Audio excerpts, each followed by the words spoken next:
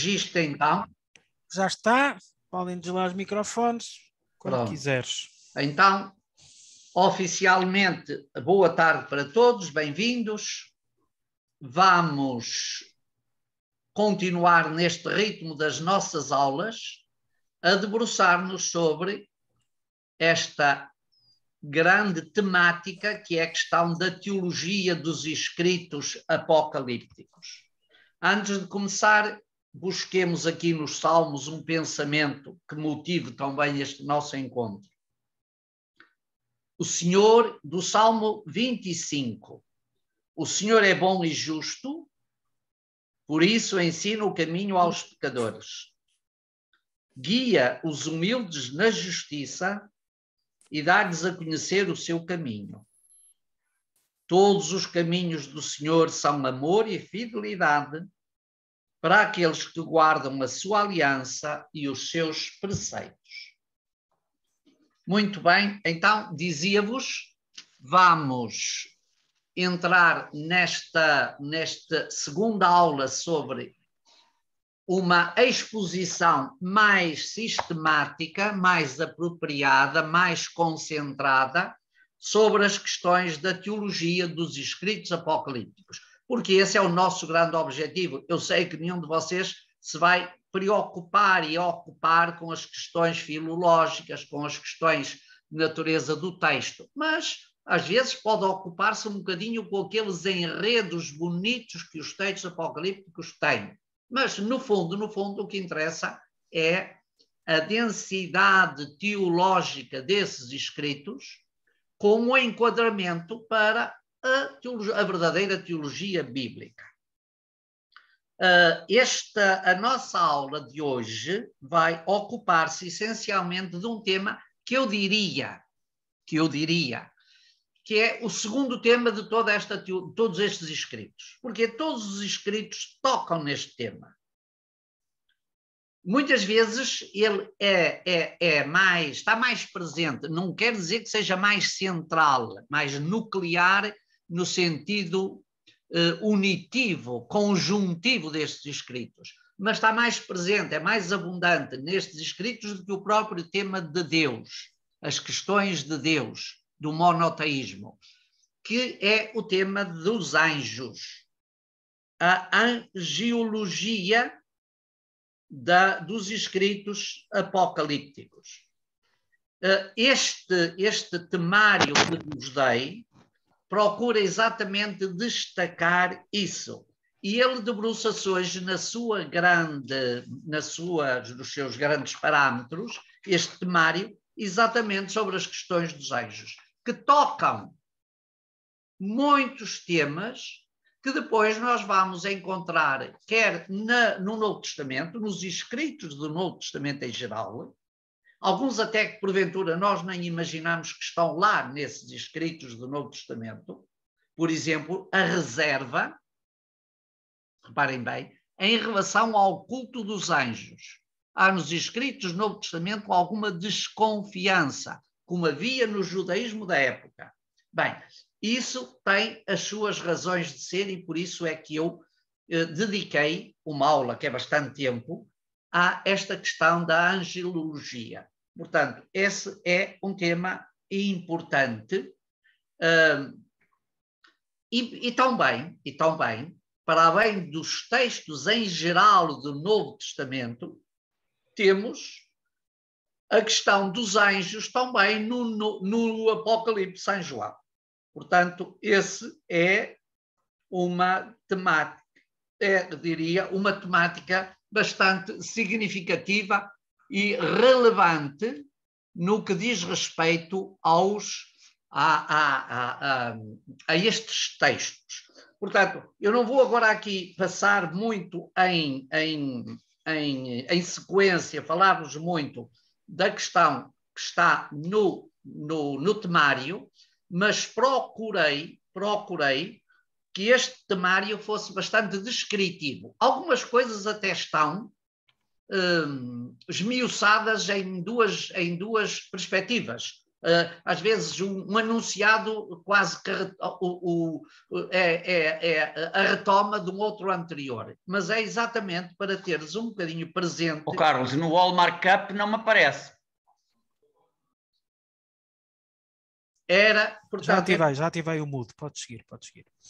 Portanto, era para teres presente que esta questão, portanto, está muito presente. E eu diria mesmo, uma parte significativa destes escritos é quase uma descrição morfológica, contextual, da imaginação ou imagética acerca destes seres celestes. Uma descrição positiva, os anjos bons, e uma descrição negativa, os anjos maus. Portanto, temos aqui um dualismo muito grande, que é uma marca característica de toda a literatura apocalíptica. Ainda não tínhamos chegado lá, mas hoje já vamos verificar isso, e na próxima semana o tema vai ser muito sobre isso. Um dualismo que cobre muitas facetas da vida, desde o dualismo ético, espacial, antropológico, etc, etc. Portanto, temos esta marca que depois eu diria, está já presente nesta questão dos seres celestes. E por isso nós vamos começar a nossa aula, vou dar por apresentado este temário, que depois vós tereis para conduzir a vossa reflexão quando receberdes a própria aula, e vamos então entrar um bocadinho na temática. Ou seja, e queria destacar, portanto, que nestes escritos apocalípticos, a questão dos anjos é uma questão que se coloca em parte, portanto, reparem, em parte como uma questão derivada das perspectivas teológicas acerca de Deus a partir do exílio. Uma introdução prévia. A partir do exílio, o judaísmo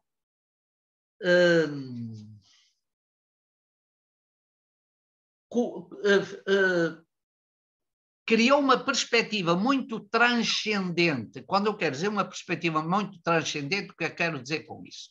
Olhem, até ao exílio da Babilónia, a presença de Deus no espaço do mundo bíblico era muito familiar.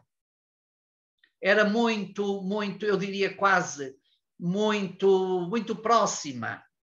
Com a experiência no exílio da Babilónia e com os consequentes contactos com as divindades locais e no regresso da Babilónia, dá-se uma espécie de transcendentalização, ou seja, Deus torna-se um ser transcendente, mais afastado, mais acima, mais difícil trazê-lo para a vida cotidiana, merece agora mais respeito, é uma divindade. E como divindade tem o seu mundo, tem o seu espaço, tem a sua distância, não entra na vida do cotidiano. E isso teve repercussões na piedade bíblica.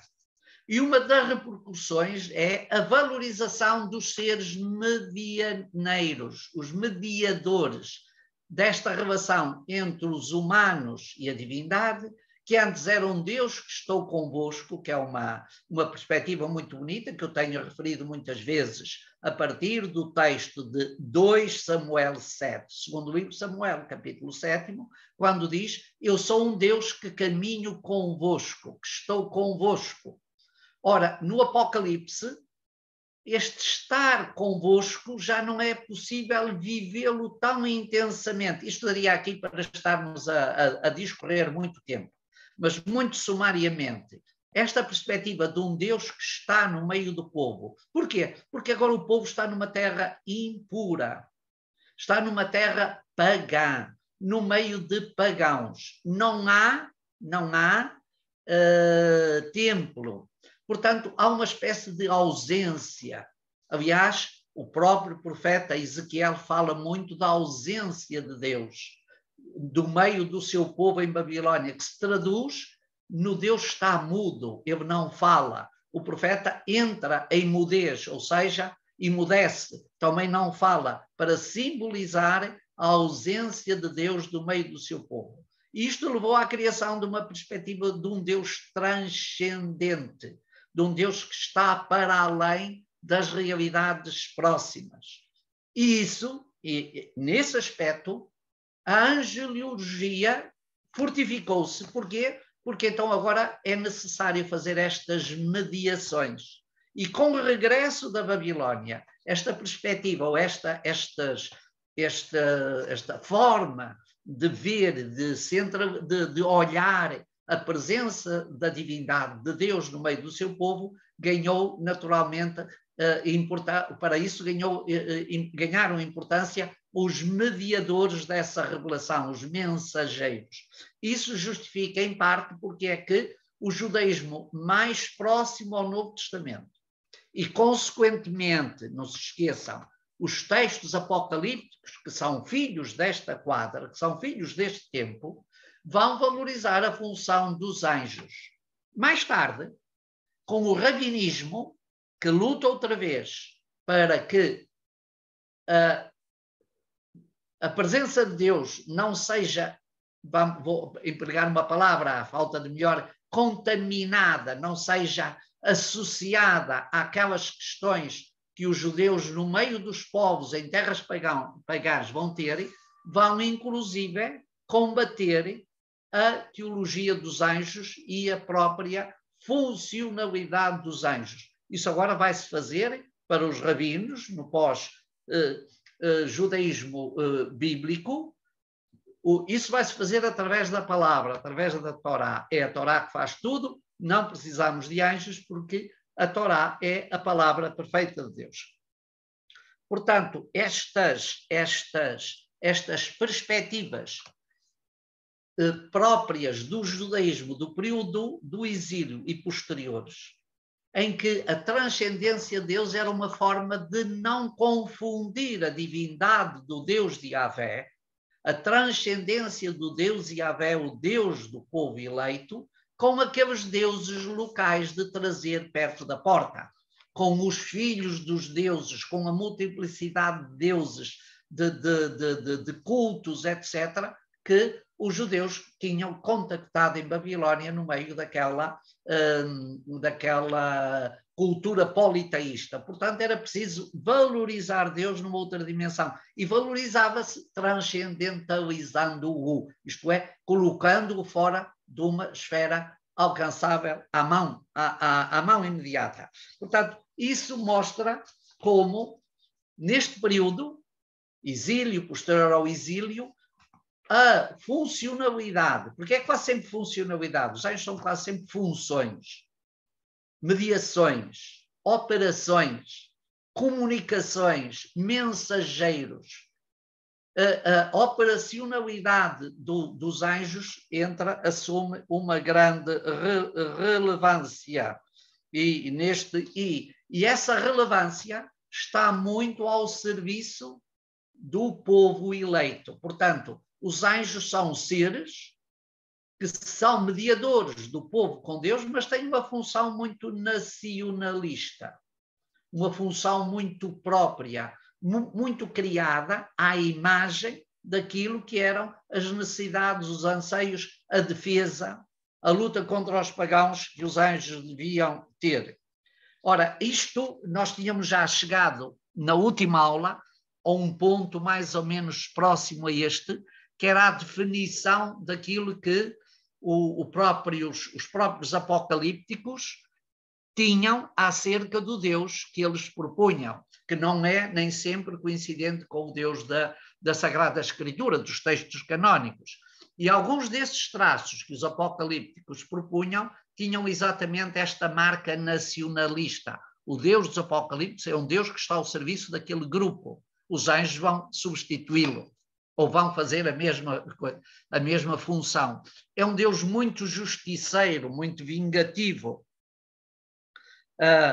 é um Deus de um maravilhoso, fascinante, de uma imaginação prodigiosa, como temos muitas vezes. É um Deus intervencionista ad hoc, quase que para remediar situações aqui, ali e acolá. Ora, é um bocadinho à imagem disto que o desenvolvimento da teologia sobre os anjos vai seguir no universo dos escritos apocalípticos. E, portanto, e com isso, vou pôr aqui o modo de apresentação. Exatamente, o modo. Já está. Pronto. E então vamos avançar um bocadinho exatamente nesta perspectiva. As características, os traços específicos desta angeliologia são exatamente, em muitos casos, singulares. Singulares porque são um bocadinho criados à imagem de entidades, de seres imaginários que correspondem, vamos ver, àquilo que poderíamos chamar a corte dos grandes soberanos, que também tem muitos mediadores, muitos mensageiros, muitos funcionários. Ou seja, projeta-se este universo de seres angélicos um bocadinho à maneira daquilo que era a experiência dos povos, das culturas do Médio Oriente e principalmente da cultura cananeia. A cultura cananeia era uma cultura de panteão. O que é que eu quero dizer com isto? Tinham muitos deuses. Tinham o deus Baal no cimo da pirâmide e depois havia por ali muitas divindades subalternas, numa espécie quase de alargamento dessa pirâmide. Ora, isto é, no fundo, um bocadinho o que vai haver, o que vai acontecer com esta teologia dos anjos, destes seres celestes, também se multiplicam muito em função de funções, ou seja, em vista das funções que têm de exercer e em vista dos espaços, das proximidades, das funções que lhes são confiadas para exercerem. Yahvé é o tal Senhor universal que está no cimo da pirâmide, mas como o judaísmo não permite que haja outros deuses, então o que é que nós vamos ter? Vamos ter um universo, uma corte imensa de mediadores definidos com funções, definidos com atributos e qualidades e, ao mesmo tempo, definidos com posições de proximidade ou de afastamento exatamente do soberano dos soberanos. Isto aparece... Claro que nós já temos isto nos textos antigos da Escritura, nas tradições patriarcais, mas não se esqueçam que esses textos, apesar de trazerem memórias antigas, foram um bocadinho reformulados ao tempo da sua redação. E, neste contexto, este novo mundo de seres angélicos, de seres celestes, está bem presente no texto que vos enviei sobre a ascensão de Isaías. Eu acho que aqui a minha palavra ascensão está mal escrita. Pois está. Eu peço desculpa. A palavra está mal escrita e vou tentar, agora não posso. Queria emendá-la, mas não vale a pena. Pois, por qualquer coisa que faça, ele dá-me um novo item. Pronto, de qualquer forma... Tinhas que interromper o modo de apresentação. Pronto. Tinha de interromper. Sim, tens que interromper o modo de apresentação. Espera aí.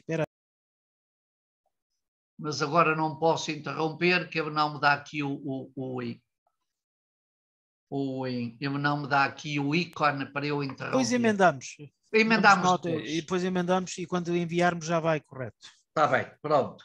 Então, nós vamos um bocadinho partindo desta ideia central, que já vos disse, que da multiplicidade destes seres, poderia ficar aqui eternamente a descrever as funções, mas este texto da ascensão de Isaías é muito característico de algumas das funcionalidades que que são atribuídas aos anjos.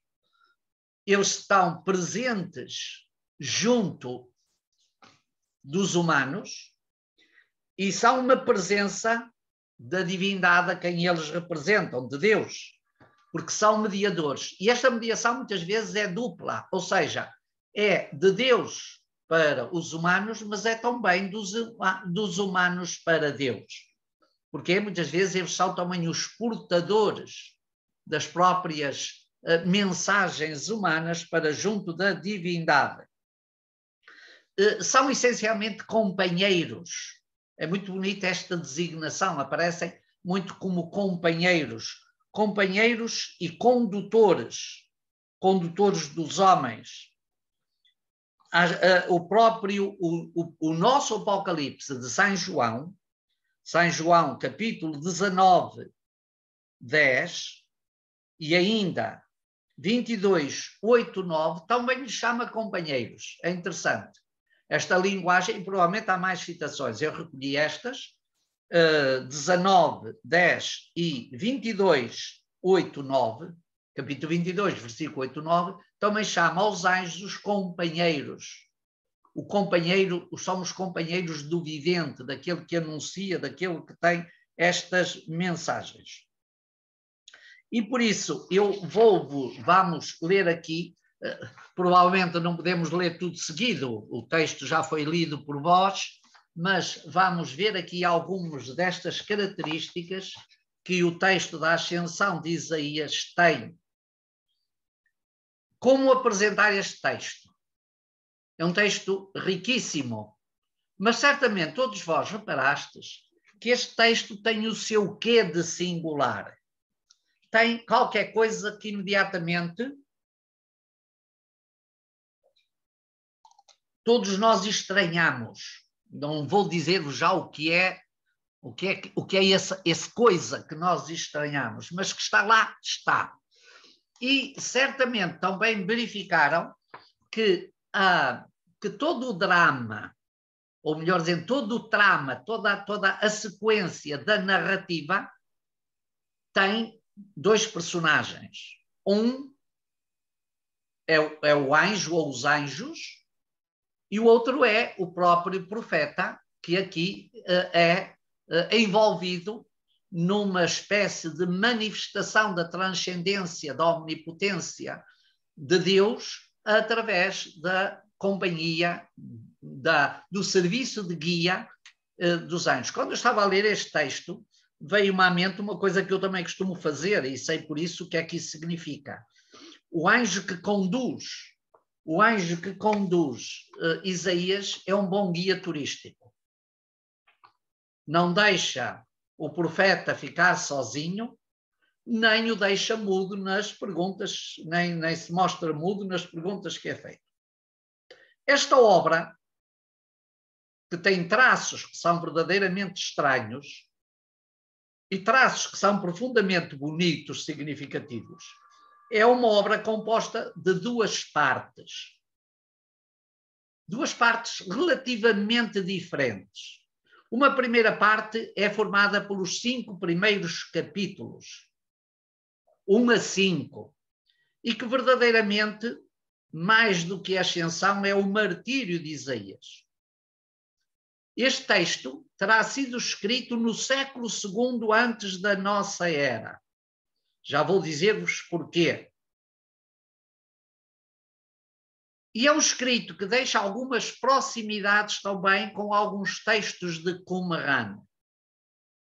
Ele foi escrito no II século antes da nossa era, antes de Cristo, provavelmente ao tempo dos Macabeus. Reparem que se nós formos ao livro dos Macabeus, o que é que nós vamos encontrar? Uma série de exortações ao martírio exemplar. É o martírio do Eleazar, é o martírio dos 7 irmãos, é o martírio dos próprios guerreiros e da família dos Macabeus que dão a vida como mártires para salvar o seu monoteísmo, a sua grande herança religiosa. Ora, este texto, primeira parte, capítulo 1 a 5, chamado Martírio de Isaías, apresenta Isaías, a voz mais profunda, mais emblemática de toda a profecia, apresenta essa figura como a figura do grande mártir. Segundo este texto, após a morte, durante a vida, o filho do rei Ezequias, que lhe viria a suceder no trono, já se manifestava pouco seguidor da política religiosa do seu pai, Ezequias. Esse filho chamar-se-á Manassés, que reinou desde o ano 694 até 644, 45 anos, reinou cerca de 50 anos. Sucedeu a seu pai Ezequias.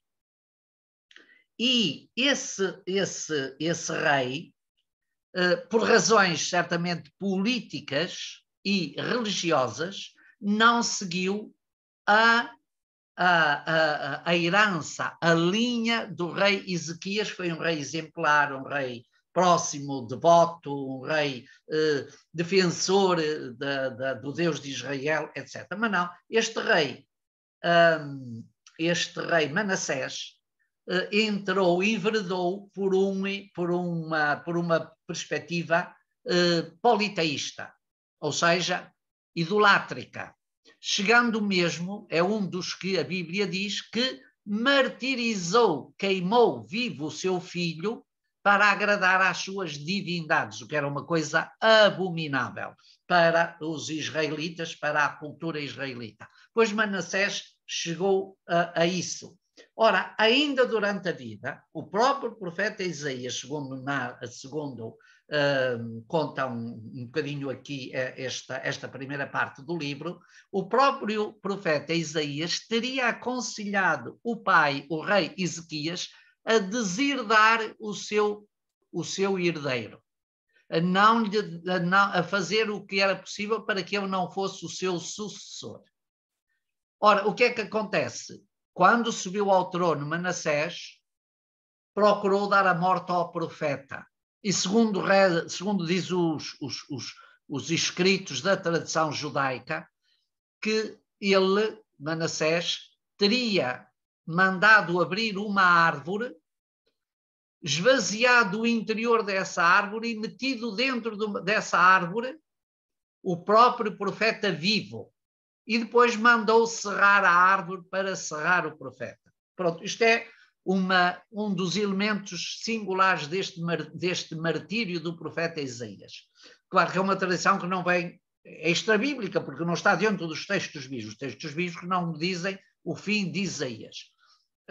Ora, o que é que sucede? Sucede que os cristãos, reparem bem, esta perspectiva de análise destes textos, porque estes textos eram conhecidos, circulavam, viram nesse serrar da árvore em que o profeta Isaías é morto, uma figura de Jesus morto na árvore da cruz, no madeiro da cruz, que não foi serrada, mas foi serrada a madeira para que Jesus fosse crucificado na árvore, como Isaías, o grande profeta do messianismo bíblico, também foi martirizado numa árvore.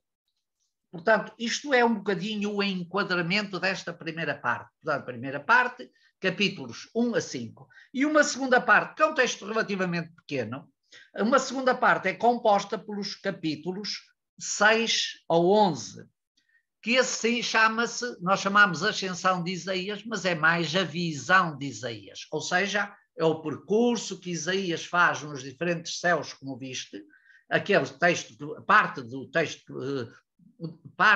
de um texto que vos mandei, mas o texto depois tem mais alguns capítulos.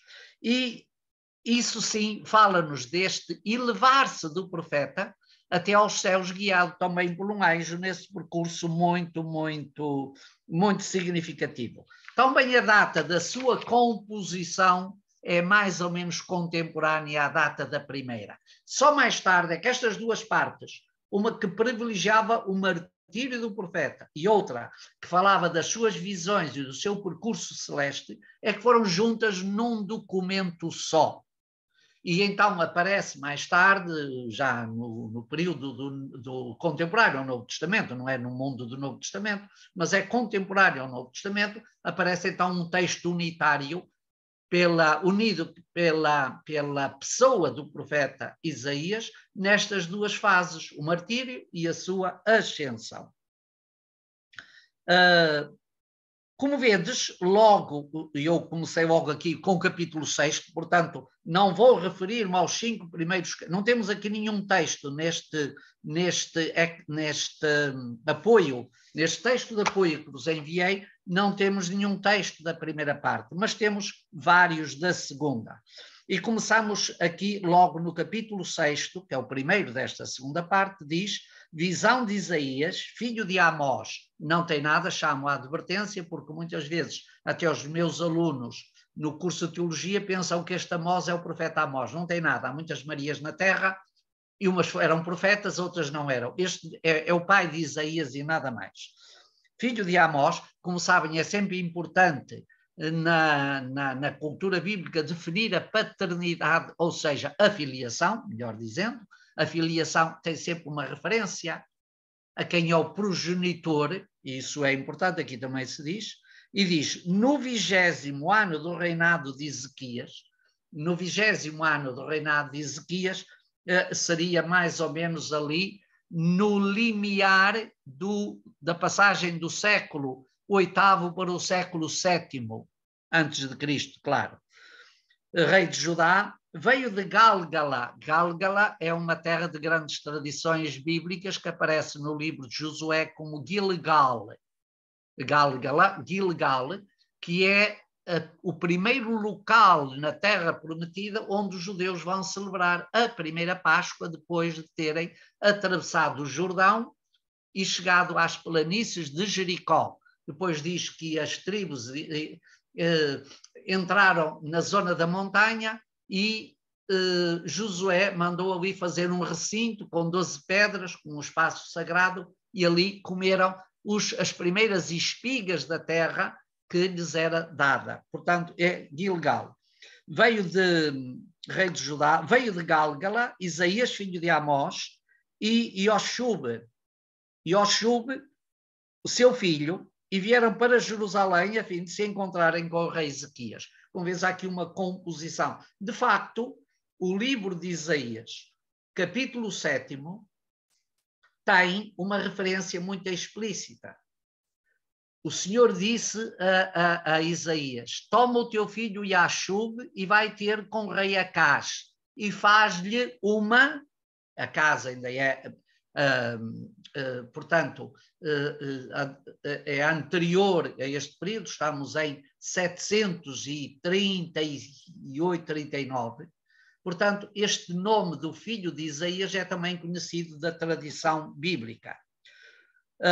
Depois diz: o rei repousava no seu leito, ofereceram um assento ao profeta, mas este recusou sentar-se. E durante o diálogo entre Isaías e Ezequias sobre a fé e a justiça, são dois temas muito importantes da obra de Isaías. Neste aspecto aqui não há novidade. Isaías é um profeta que privilegia a questão da fé, da fidelidade, nos seus oráculos. No seu livro, chamado Livro do Emanuel, a fidelidade é um elemento importante. Se não acreditardes, não permanecereis, diz o profeta Acás. E a justiça, Isaías é de facto um profeta que se preocupa imenso com a justiça, principalmente tão bem com a justiça social. E, portanto, entre Isaías e todos os chefes de Israel, os eunucos e os conselheiros do rei estavam ali sentados. Estavam também presentes 40 profetas e filhos de profetas, portanto, gente que está no âmbito da profecia. Mas, claro, estão ali a ouvir o profeta, porque o profeta era o símbolo da grandeza da palavra profética. E o povo que lá se encontrava com a Assembleia dos Profetas acreditou que a vida de Isaías tinha-lhe sido subtraída. Pensavam que não era o profeta que estava ali. Pensavam que era uma sombra. E a visão do santo profeta não era deste mundo aqui, mas uma visão do mundo misterioso, no qual não é permitido ao homem penetrar, ao homem entrar. Tudo isto prepara os capítulos seguintes que certamente leram, que são as viagens pelos diferentes firmamentos, pelos diferentes céus e tudo aquilo que é apresentado e descrito e mostrado ao profeta. Após ter tido esta visão, Isaías comunicou a Ezequias e a Oxub, seu filho, e aos outros profetas que vieram ouvi-lo. Mas os governadores, os eunucos e o povo não escutaram o seu relato, exceto Shema, o escriba, Joaquim e Asaf, o escrivão dos registros públicos, porque eles eram servidores da justiça. Estes três eram justos. E porque o Espírito lhes fora benevolente. Alguns termos, na minha tradução, tive alguma dificuldade em encontrar alguns termos.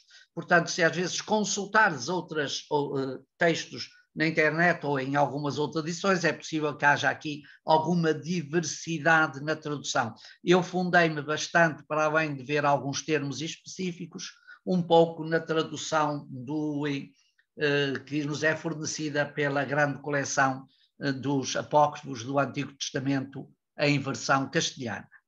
E o resto dos oficiais e os assistentes não o ouviram, porque Miqueias e Oxub, filho de Isaías, tinham obrigado o povo a sair, já que a sabedoria deste mundo lhes tinha sido retirada e era como se tivessem morrido. Aqui, reparai que temos já uma distinção muito singular. Há uma sabedoria que é própria do profeta, daqueles que são fiéis a Deus, e há uma sabedoria profana, uma sabedoria do mundo, que aqueles que não têm esta sabedoria não conseguem alcançar. Portanto, já aqui uma espécie de destrinça dualista. Estes escritos, mesmo tão bonitos como são, não ignoram esta realidade deste dualismo. E então, no capítulo 7º, fala-se então da ascensão de Isaías aos céus. Isaías colocou Ezequias e Oxub, seu filho, e Miqueias e os outros profetas a par da sua visão. Portanto, Isaías vai narrar-lhes aquilo que tinha visto, aquilo que tinha percorrido, aquilo de que era uma testemunha privilegiada. Aconteceu, disse ele, como eu profetizei, tal como vós ouvistes, eu vi um anjo radiante de glória, mas uma glória que não se parecia em nada à dos anjos. Portanto, era um anjo singular, porque tinha recebido uma missão. Muitas vezes, estes personagens têm sempre um aspecto próprio, porque o aspecto próprio é-lhes conferido pela missão. Ou seja, eles revestem uma determinada imagem em função da missão que têm ou que devem desempenhar. Ele tinha uma glória e um poder tão grande que me era impossível descrevê-lo. Eu o vi pegar-me pela mão e disse: 3 perguntas, as perguntas habituais que se faz: quem és tu? Qual é o teu nome? E por que caminho far-me-ás tu subir ao céu? Então temos aqui as 3 perguntas. Isaías quer saber quem é este personagem. Segundo, qual é o teu nome? Que é muito singular também no mundo bíblico, sempre se pergunta como é que tu te chamas. Reparem só na pergunta fundamental que Moisés coloca na sarça ardente. Como é que tu te chamas? Qual é o teu nome para eu poder comunicar? Sempre é assim. Temos depois com Jacó. Jacó pergunta ao anjo que lhe aparece qual é o teu nome. E o anjo não só lhe diz o nome, mas muda-lhe o nome a ele próprio. E depois, e por caminho me faz subir ao céu, pois fora-me dado o poder de conversar com ele. Isaías é aqui já um ser, de alguma forma, eu diria, glorificado.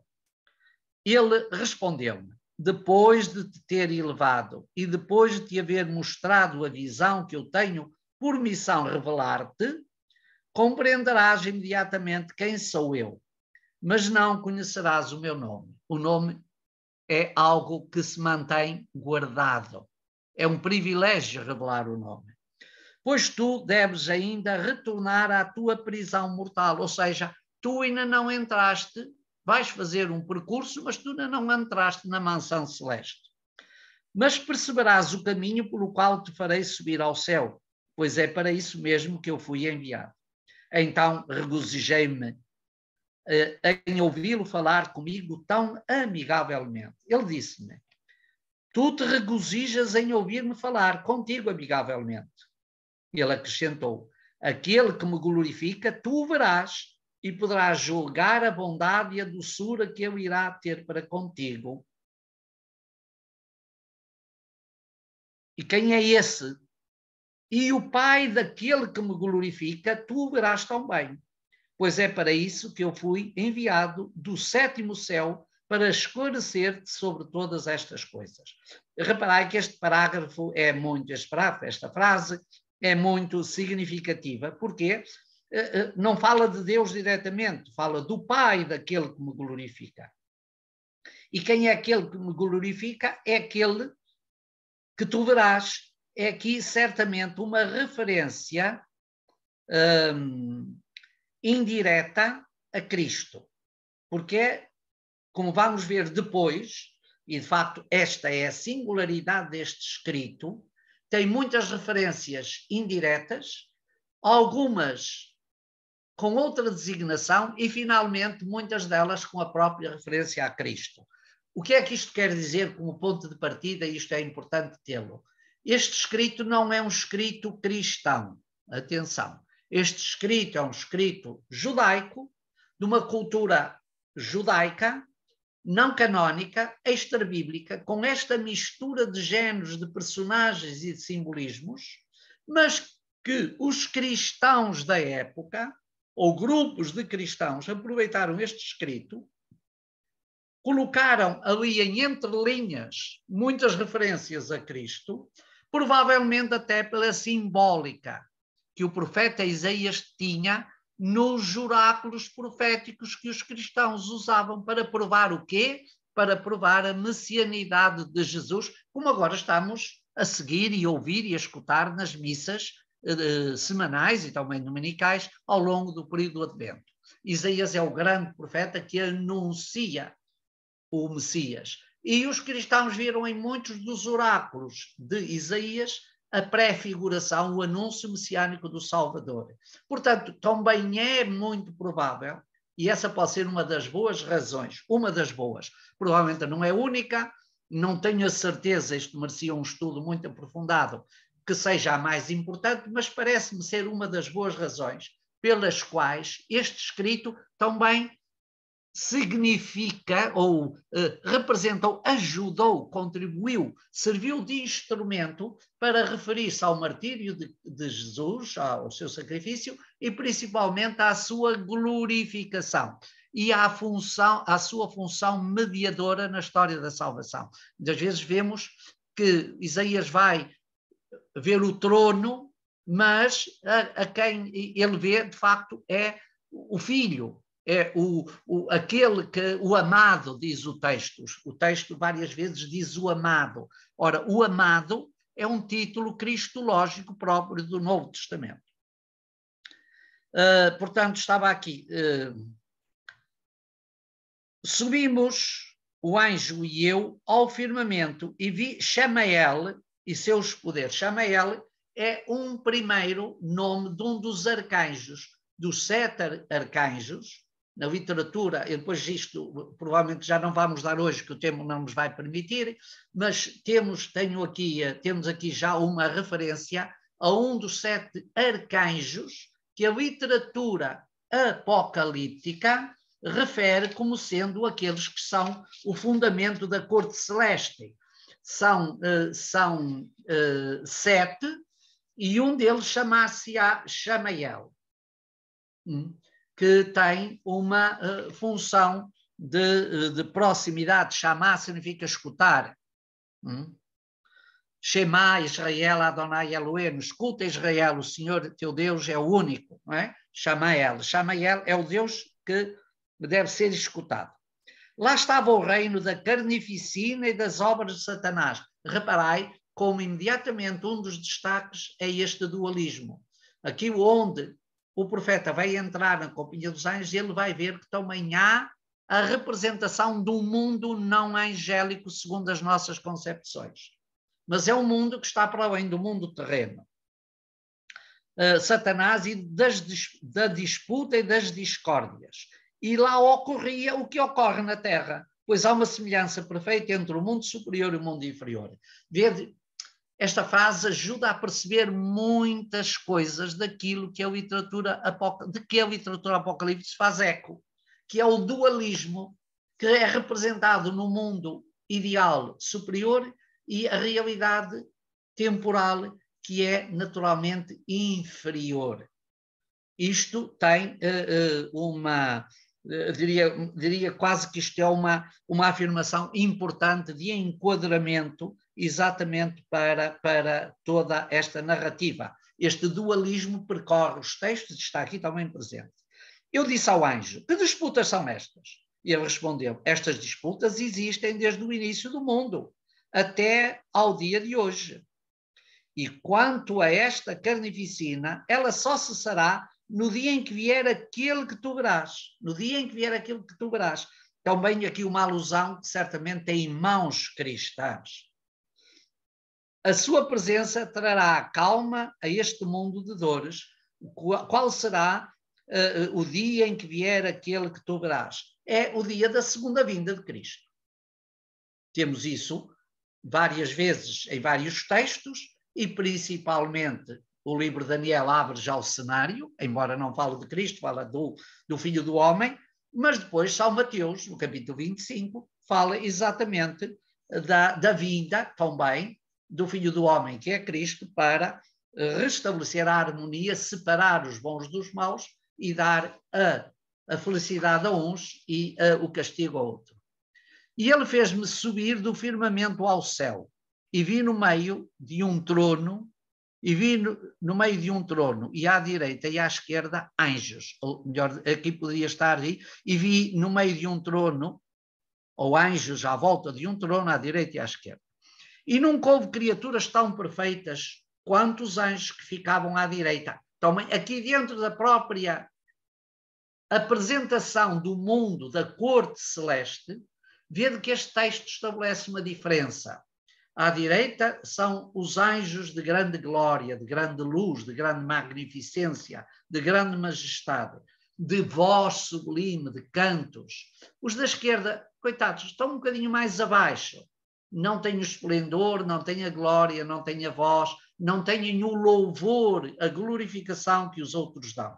Avançamos um bocadinho mais para baixo. O anjo respondeu-me: os louvores são dirigidos à glória do sétimo céu, àquele que ofusca os olhares no mundo dos santos, e ao amado que me enviou a ti. Cá está a primeira referência aqui, no final deste primeiro texto, antes de entrar no segundo céu, há esta figura do amado, que, como vos disse, é um termo cristológico para designar a Jesus.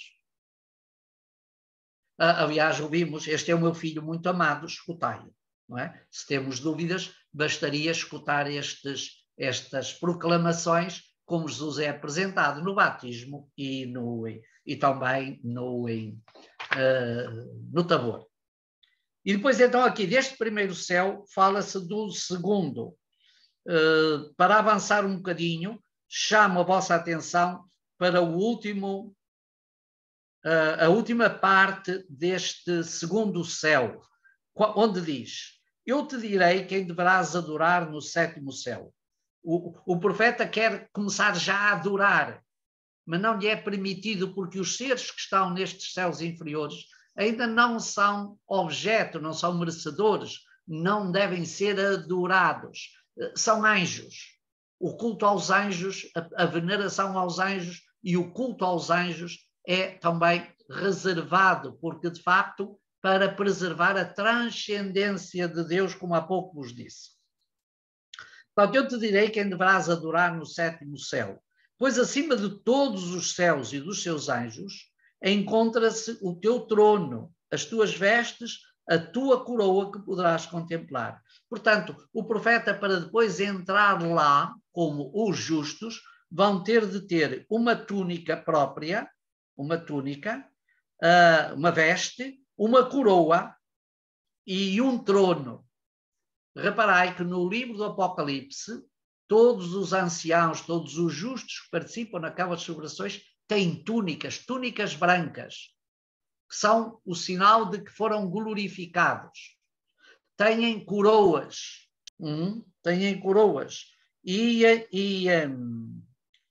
e estão todos à volta do trono e do cordeiro. É interessante que esta morfologia representativa eu diria, quase um património comum desta literatura. Regozijo-me grandemente, pois todos aqueles que amam o Altíssimo e o seu amado, reparem nesta construção desta frase, todos aqueles que amam o Altíssimo e o seu amado subirão aqui após a vida através do anjo do Espírito Santo. Não precisamos muito para contemplar que está aqui, de facto, uma alusão à Trindade. O Altíssimo, que é Yahvé, que é Deus, o Pai, o seu amado, que é Jesus, e o Espírito Santo, aqui figurado como um anjo, como sopro, como mensagem. Portanto, este amado, que é uma designação cristã e cristológica do Novo Testamento, naturalmente, como sendo o Filho único. Está presente em muitas passagens, como aqui se mostra, e certamente é fruto de mãos cristãs que introduziram aqui pequenas frases para pegar naquele texto e o configurar à maneira da teologia cristã, ou seja, referenciá-lo a Cristo. Este texto da Ascensão de Isaías é um texto tão rico que os primeiros cristãos viram como o profeta anuncia Cristo, também este texto refere-se à glorificação de Cristo, à sua missão celeste, etc, etc. Pronto, depois temos aqui o terceiro céu, na página 4. Vamos avançar um bocadinho, porque senão não conseguimos, e vamos, para vocês até melhor, quanto mais depressa subirem ao sétimo céu, mais próximos estão de Deus. Então vamos um bocadinho ao quarto céu, que também é um texto pequenino, porque eu sincopei muito. E ele então fez-me subir ao quarto céu. Ele é sempre o anjo companheiro, o anjo que guia, o tal guia turístico de Isaías nos espaços celestes. Subir ao quarto céu. E a distância que separa este céu do terceiro é maior que a da terra ao firmamento. Estão a ver? É tudo sempre muito grandioso, muito distante. Estas grandezas e estas distâncias são formas correntes de significar, simbolizar a majestade e a grandeza. A distância é exatamente para significar a grandeza. É tão distante que é muito grande. Está longe do mundo dos mortais. E vi mais anjos de pé à direita e à esquerda. E aquele que estava sentado sobre um trono no meio. E cantavam seus louvores. Vejam lá, isto é exatamente aquilo que nós vamos encontrar no livro do Apocalipse de São João. É uma narrativa muito próxima. O esplendor e a glória dos anjos que se encontravam à direita era maior do que a dos anjos colocados à esquerda. E a glória daquele que reinava sobre a terra era mais brilhante que a dos anjos colocados à direita. E a glória de uns e outros era superior à dos anjos dos céus inferiores. Estão a ver? Tudo aqui tem uma graduação. Esta graduação pretende significar a glorificação, a majestade. Rapidamente, o quinto céu. Ele fez-me subir ao quinto céu e de novo vi à direita e à esquerda, vi anjos, naturalmente. Aquele que estava sentado no trono, mais uma vez, é como no nosso Apocalipse, era mais brilhante que a glória daquele que tinha visto no quarto céu. E a glória dos que estavam à direita superava a glória dos que estavam à esquerda. Exatamente a mesma formologia. A glória daquele que estava sentado no trono superava de longe a dos anjos da direita. E a sua exaltação superava a do quarto céu. Enalteci, então, aquele que é inefável, o único que habita nos céus, que habita os céus, e cujo nome é um mistério para todos os mortais. Vamos ver? Uma linguagem muito própria do mundo inefável, do mundo que não é facilmente representado, e da simbólica do nome de Deus, que não deve ser pronunciado, é inefável, não podemos compreendê-lo perfeitamente.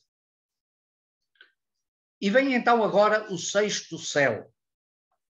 Ora, em seguida, ele fez-me subir ao firmamento do sexto céu e vi uma magnificência que não havia visto no quinto. Efetivamente, vi anjos envoltos por um imenso esplendor e a glória era santa e admirável. Ele respondeu-me, não sou... não, desculpem. Ele, Isaías, disse ao anjo que me conduzia, o que é que eu estou vendo, ó meu senhor? O que é isto?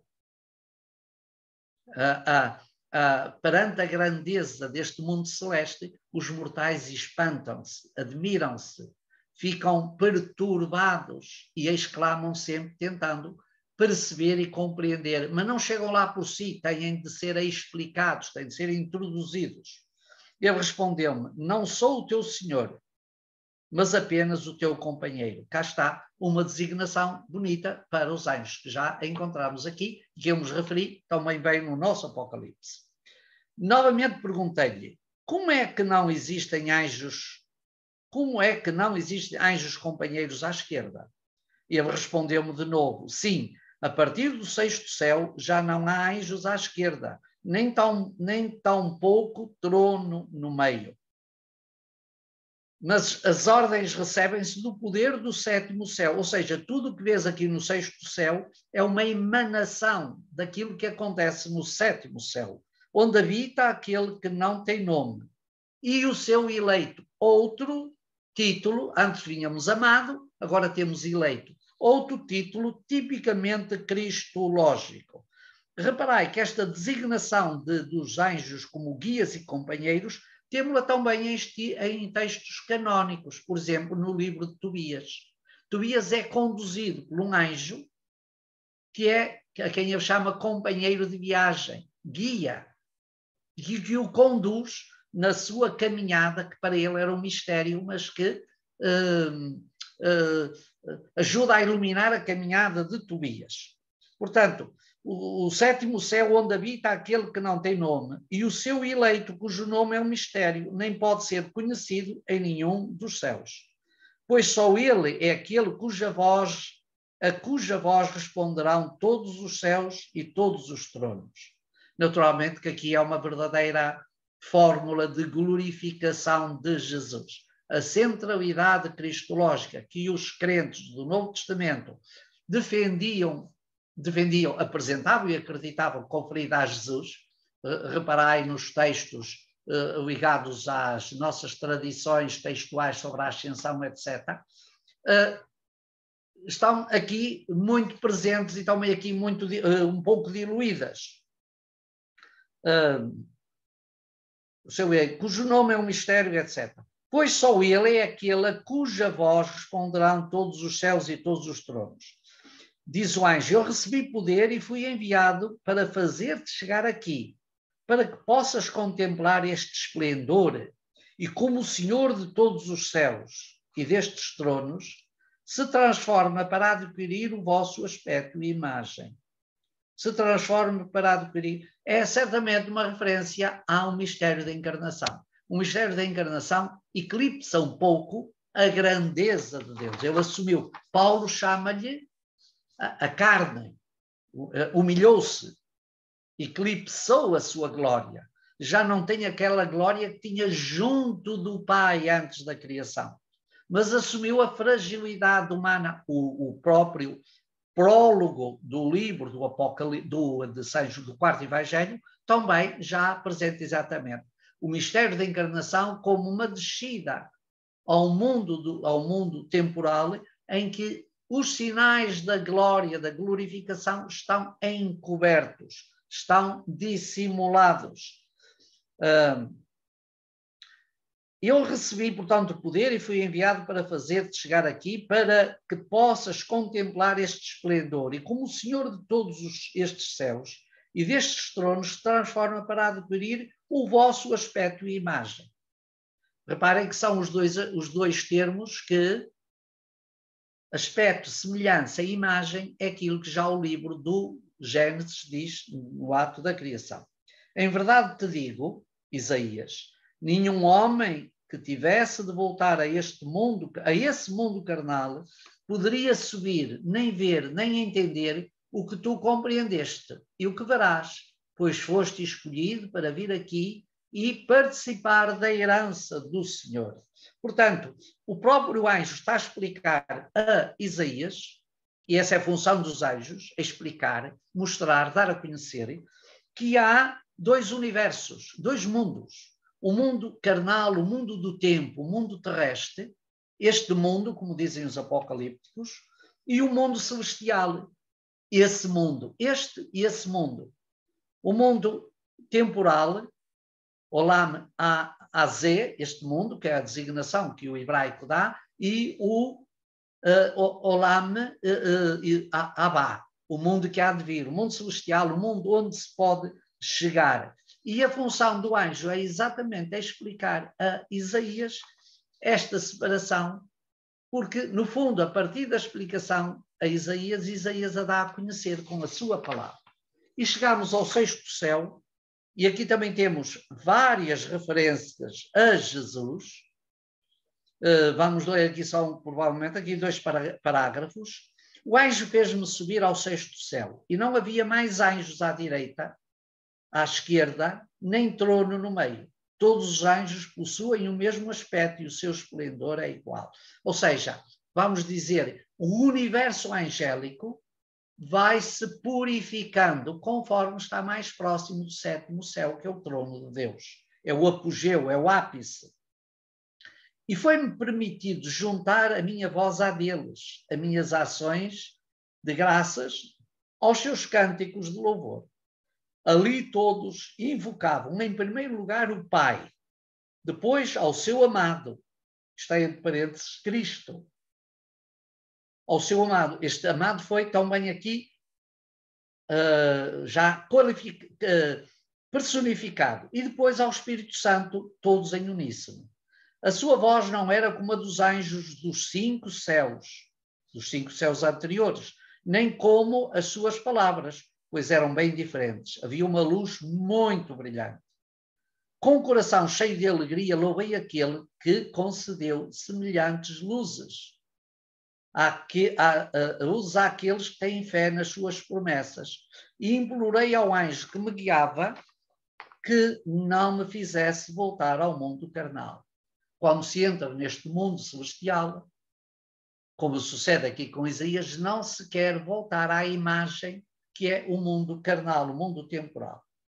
Digo-vos, pois, e é Isaías a dizer, Ezequias e Oxob, meu filho, e Miqueias, que aqui deste mundo carnal, só há trevas.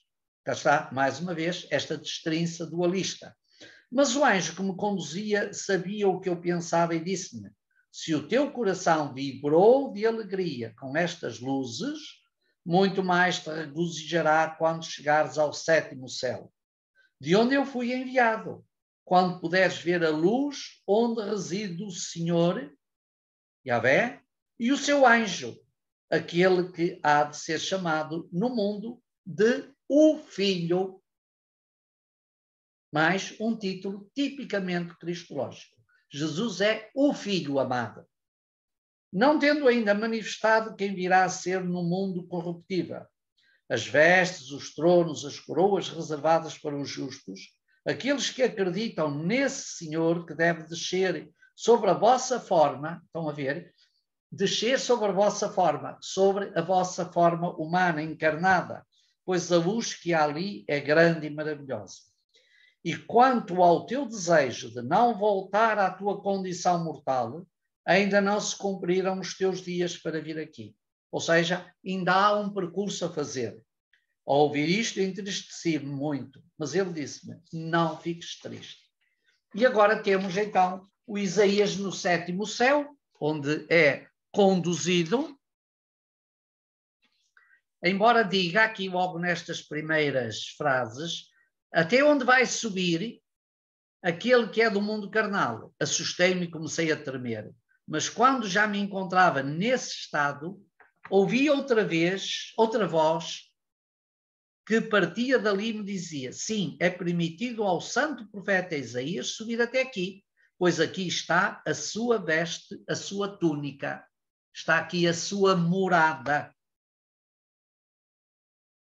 Perguntei então ao anjo que estava comigo e disse-lhe: quem é aquele que queria impedir-me? E quem é aquele que permitiu que eu subisse? Ele respondeu-me: aquele que te queria impedir habita acima dos esplendores do sexto céu. E aquele que te concedeu autorização para subir é o teu Senhor, Deus, o Senhor Cristo, que no mundo há de chamar-se Jesus. Estas palavras, embora estejam aqui entre parênteses, aparecem em muitos manuscritos que transmitem o texto, o que quer dizer que nesses manuscritos, ao fazerem a transcrição textual, os copistas, os homens dos manuscritos, introduziram estas adendas, estes acrescentos, fizeram nestas interpolações para significar, de facto, que este texto se enquadrava muito bem com a mensagem cristã, cujo nome não podes ouvir até que deixes a tua condição mortal. E depois vem o sétimo céu, que é naturalmente a apoteose. E eu vejo aqui faço aqui uma referência, porque neste sétimo céu nós vamos encontrar diversos personagens que são centrais da tradição apocalíptica. Por exemplo, Abel, Adão, Enoque. Vi-os revestidos com as suas vestes esplendorosas. Eram como anjos, envoltos por um esplendor infinito. No entanto, eles não estavam sentados nos seus tronos, ainda não tinham as suas coroas gloriosas. Perguntei ao anjo que estava comigo, por que é que eles, que tinham recebido as suas vestes, não estavam nos tronos com as suas coroas? Ele disse-me: eles não receberão nem as coroas, nem os tronos gloriosos, até que tenha descido o amado na forma em que tu o verás.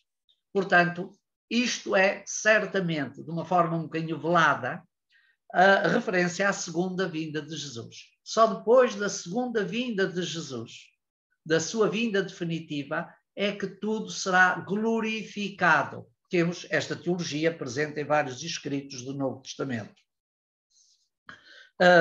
Sem dúvida, hão de ver e saberão de quem são os tronos e as coroas, logo que ele tenha descido, assumindo a nossa condição humana e sendo tido como de condição humana.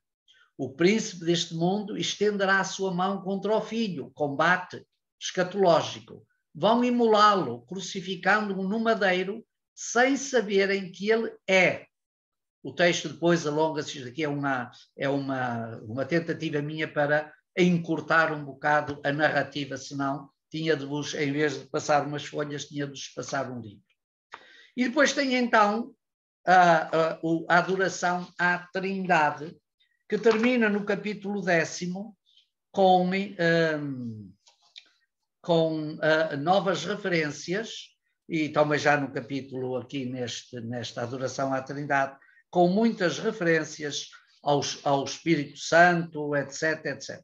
Portanto, estás a ver, é um texto que eu diria maravilhoso, é um texto expressivo, profundamente expressivo, denso na sua profundidade sobre de caráter cristológico e também sobre a angeliologia, ou seja, a referência aos anjos, a estes seres angélicos, como aqueles que manifestam, traduzem, abrem aos mortais o mundo, o espaço celeste e a contemplação dos seres celestes. Neste aspecto é muito rico este texto e pode ser naturalmente lido e olhado como testemunho de uma tradição judaica extra-bíblica e também com proximidades àquilo que poderia ser uma cristologia das origens, uma cristologia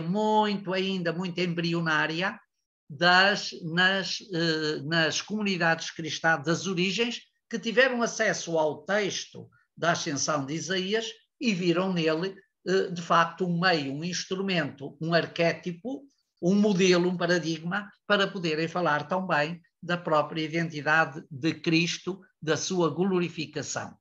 Muito bem, eu daqui a um bocadinho, quando avançarmos mais um bocadinho, que eu queria expor-vos mais um bocadinho da temática, embora também vos deva dizer que a temática é bastante o desenvolvimento daquilo que acabamos aqui de dizer a partir de um texto. E eu acho que é bom, porque vós ficais com o texto e depois ter as vossas anotações e aquilo que vai nos slides e desconfigurar muito das vossas anotações, da voz da gravação e com aquilo que vai nos slides e desconfigurar melhor toda esta teologia, toda esta caracterização deste universo celeste, que é uma parte privilegiada, é uma parte importante do que é a teologia e do que é o universo da apocalíptica judaica. Nesse aspecto, estes escritos são muito ricos e mesmo que vários aspectos da sua teologia ou da sua ideologia, como quiserem, sejam estranhos e nos pareçam um pouco esotéricos, eles representam de facto um universo que que muito se desenvolveu e que foi muito comum às tradições e aos grupos sociais do judaísmo dos finais do Antigo Testamento e dos inícios do Novo Testamento. Mas vamos, dizia eu, depois já podemos falar de alguma pergunta que querais fazer, vamos avançar mais rapidamente.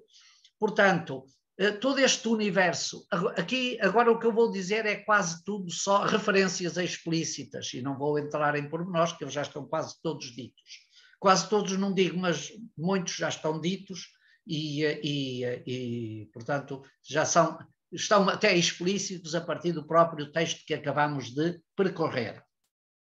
Ora, este universo complexo de anjos e demónios, também aqui já temos uma referência. Os anjos são normalmente estes seres celestes bons, que recebem, que habitam, que contemplam as proximidades de Deus, e os demónios são aqueles que se opõem à presença de Deus, como nós sabemos, e que, portanto, atraem, seduzem. Também eles têm uma relação de proximidade, mas já não é a proximidade com Deus, é a proximidade aos humanos. Os demónios têm um universo que os aproxima dos humanos, principalmente das coisas nos momentos menos bons, enquanto os anjos que estão próximos de Deus se aproximam dos humanos em momentos bons, em momentos de positivos. Portanto, tudo aqui, anjos, demónios, funciona neste dualismo, que é, no fundo, um dualismo que é transportado para o mundo celeste, mas que é o dualismo existencial dos grupos apocalípticos. Porquê? Porque os grupos apocalípticos, as seitas, as comunidades de caráter apocalíptico, olham para dentro de si próprias, têm uma visão endógena e essa é celestial. Eles são os seres perfeitos, eles são os crentes, eles são quase a emanação da vontade divina. E depois olham uma perspectiva exógena, ou seja, olham para fora deles, e então tudo é exatamente pecado, desordem, guerra, sofrimento, luta, combate, falta de esperança, desânimo, pessimismo. Estes grupos estão muito marcados por um pessimismo para o exterior, um otimismo para o interior. Dentro deles tudo é ótimo porque tudo tem o selo da mão do grupo que procura realizar, configurar já no tempo aquilo que é o desígnio de Deus a seu respeito. O exterior que os oprime, que os cerca, que os circunda, esse é sempre mau porque esse tem a expressão exatamente dos anjos maus que os combatem e dificultam-lhes a vida. Portanto, há um dualismo muito presente nesta mentalidade apocalíptica que depois é projetado. É claro que podemos aqui ter duas visões diferentes. Ou é o dualismo existencial apocalíptico que é projetado no mundo celeste, ou é o dualismo do mundo celeste, do mundo para além do tempo presente, que é projetado no mundo presente existencial? Eu creio que é mais o primeiro, ou seja, é a partir de um estado de espírito dualista que estes grupos funcionam como autodefesa, como forma de circundar-se, de construírem à sua volta uma vala, um cerco, para se tornarem imunes ao mal, ao pecado, à idolatria. É a partir um bocadinho desta perspectiva que depois é construído também um mundo celeste. Ora, é um bocadinho isto que podemos dizer que, e eu trago aqui este problema porque ele é abordado muitas vezes, o rabinismo não só combatia como proibia a veneração e o culto aos anjos. E porquê é que o fazia? Exatamente porque essa veneração ou esse culto aos anjos criava um espaço de caráter esotérico, dava espaço a especulações que poderiam ser perigosas para a afirmação do primado da lei. A lei basta. É esse instrumento que nós temos como a expressão da vontade de Yahvé. E, portanto, essas mediações não são necessárias. Nós temos algo semelhante nesses três textos que aí vos cito. Colossenses 2:18, Apocalipse 19:10 e Apocalipse 22:8-9. Também aí há traços de desconfiança, não diria tanto de proibição, mas de alguma desconfiança ao culto e à veneração dos anjos. E a razão é provavelmente um bocadinho a mesma. Em Colossenses é certamente um traço específico para impedir que estas figuras angélicas possam eclipsar, possam ofuscar a centralidade cristológica dos textos. E no Apocalipse também creio que é um pouco o mesmo traço. O judaísmo tardio, dos quais o rabinismo, naturalmente, não é apologista deste culto, mas isso mesmo dentro da escritura, por exemplo, o livro das Crónicas, o livro da Sabedoria, o livro dos Macabeus, já não são grandes apologistas deste culto, exatamente porque são tempos de grandes mudanças e é importante realçar a centralidade monoteísta. Posto isto, avançamos um bocadinho,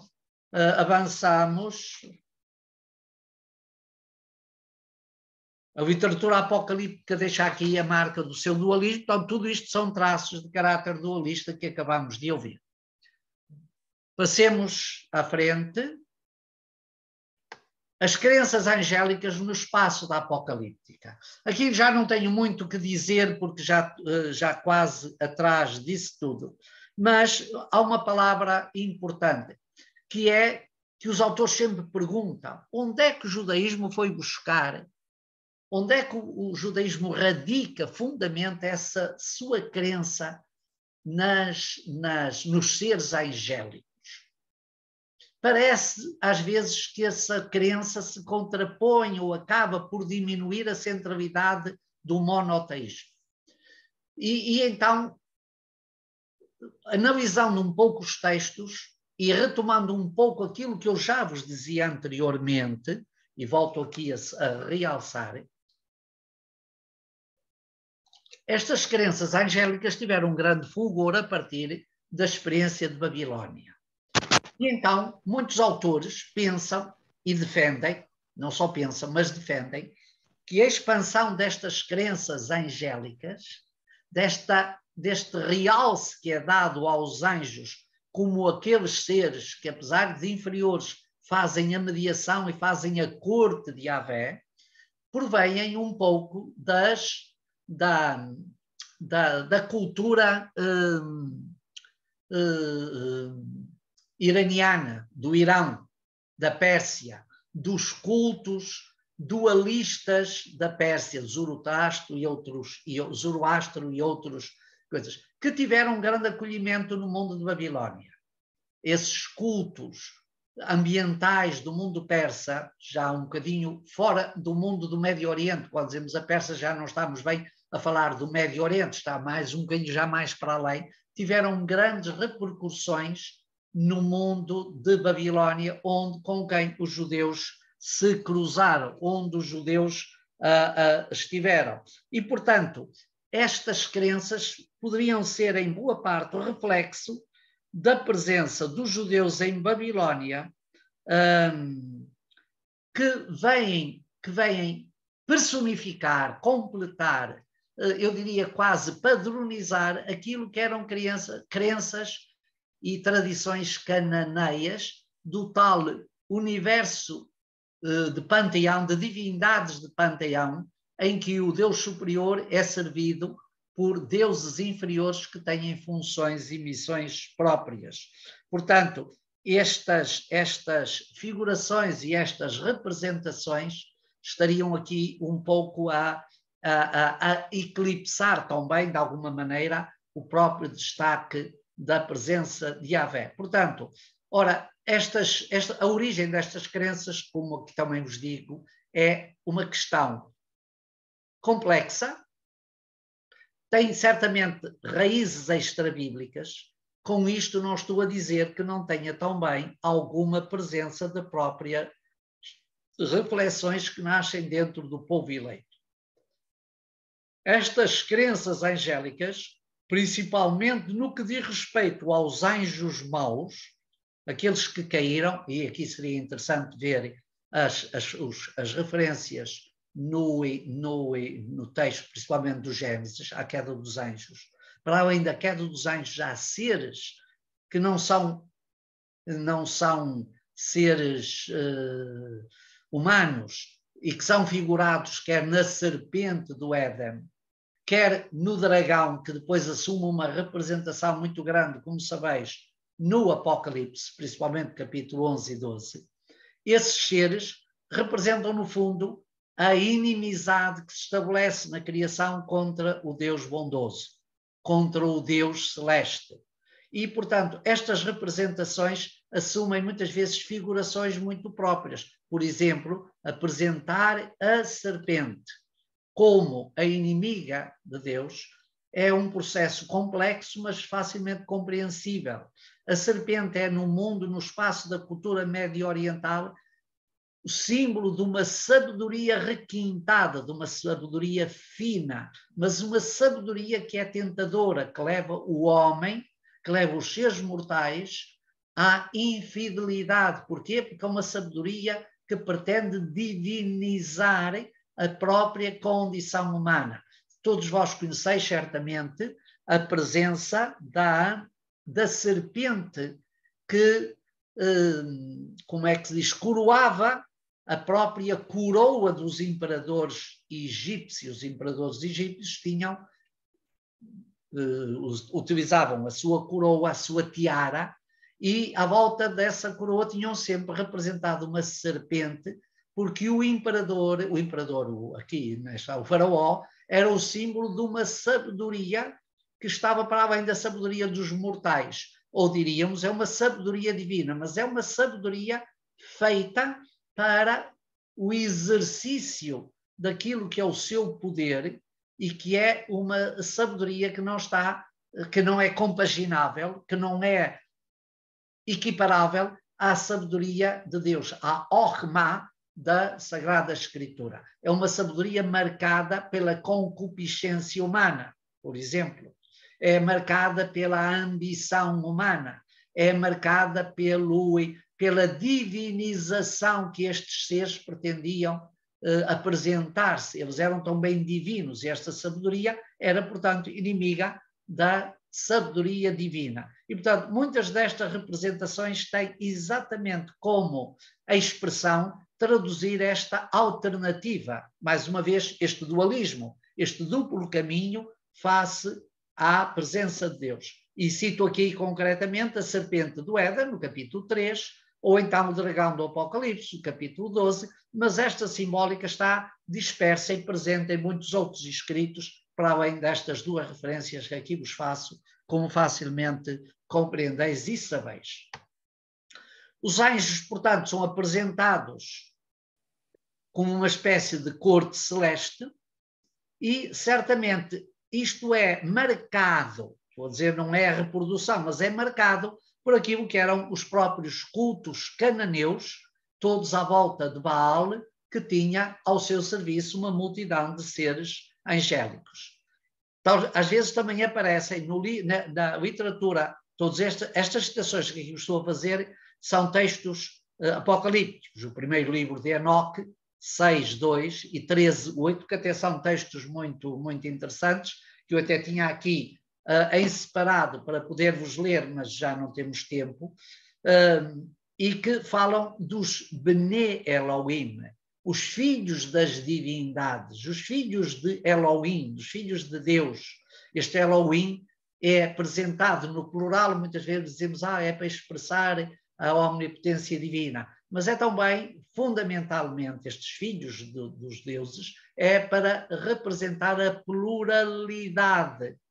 São vários, são muitos.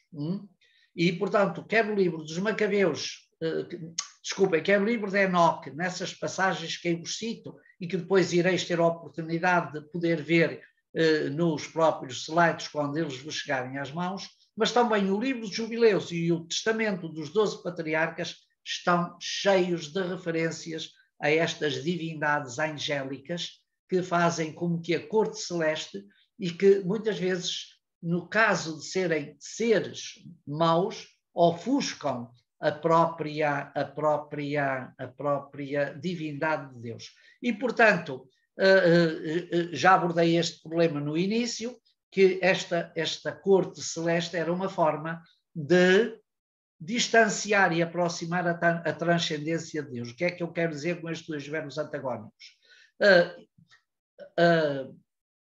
Afastar, ou seja, singularizar a transcendência de Deus. Ele não está tão perto dos humanos como os humanos podem pensar. Ele pertence a um outro mundo, mas não abandonou os humanos. Então, essa divindade, essa providência divina é aproximada dos humanos através das mediações destes seres angélicos celestes para o bem e, às vezes, infelizmente, também para o mal. Avançamos. O mundo dos anjos na Apocalíptica. Estes seres angélicos há grupos e têm funções que lhes são atribuídas. Sendo eles os interlocutores, sendo eles os guias, eles foram criados antes do homem. E foram criados antes do homem para quê? Para serem seus guias.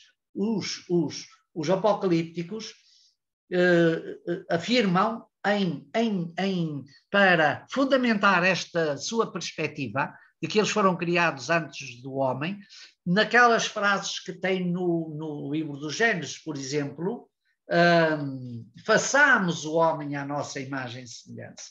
Diz a ele, pois era Deus que estava com os seus anjos a construir, a criar o homem. Portanto, este plural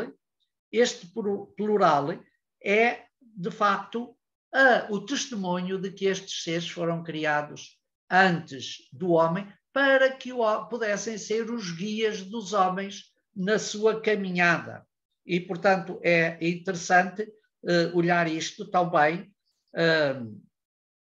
Temos isso, por exemplo, no livro dos Jubileus, onde se define que estes seres foram criados no segundo dia da criação. Vejam lá, no segundo dia da criação. Deixa eu ver, este texto até vale a pena ler. Eu tenho aqui indicado, penso que não vou perder muito tempo à sua procura. É um texto complicado e diz assim, é do livro dos Jubileus, diz: disse o anjo da face a Moisés por ordem do Senhor. Há um grupo, dentre estes grupos de anjos, de seres celestes, há um grupo a que a Apocalíptica chama os anjos da face de Yahvé. Ou seja, aqueles que assistem, aqueles que estão próximos, aqueles que estão à mão de Deus, estão à face de Deus, e testemunham a grandeza da face de Deus. Eles podem contemplar a face de Deus. São os serafins, são os querubins. Esses estão próximos, são os ofanim. Esses são os trovões de Deus, as vozes de Deus. Esses anjos estão junto a Yahvé. São aqueles que têm uma proximidade maior. Isto é muito comum na literatura apocalíptica. A literatura apocalíptica debruça-se quase, muitos escritos têm isto. E então aqui o livro dos Jubileus diz: disse o anjo da face a Moisés, por ordem do Senhor, escreve toda a narração da criação. Como em 6 dias terminou o Senhor Deus toda a obra e o que tinha criado. Como descansou no 7º dia, santificando-o por toda a eternidade e estabelecendo como sinal de toda a sua obra. Estás a ver? Este texto vem afirmar algo que vem dentro do contexto da teologia canónica.